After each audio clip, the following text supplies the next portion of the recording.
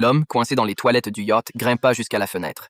Il fut stupéfait de voir que le yacht avait démarré en mode pilote automatique et se dirigeait vers une mer couverte de nuages sombres. L'homme n'eut d'autre choix que de se laisser aller au destin, ne sachant pas s'il allait échapper à la tempête qui s'annonçait. À ce moment, l'eau commença à s'infiltrer dans le bateau et le bouchon de l'évier se délogea. La situation devenait critique. Il tenta de boire pour retrouver des forces, mais il découvrit que le réservoir d'eau était vide.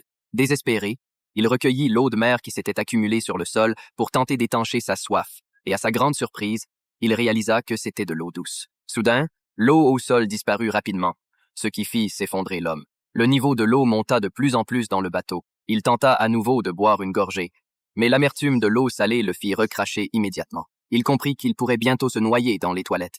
Il utilisa un gobelet pour puiser l'eau de mer et la jeter par la fenêtre, dans l'espoir de ralentir la montée des eaux. Dans cette lutte désespérée contre la mort, il donna tout ce qu'il avait, mais le destin ne montra aucune pitié. Bientôt, des éclairs retentirent, suivis de pluies battantes. Le petit yacht ne tarda pas à être submergé par la tempête.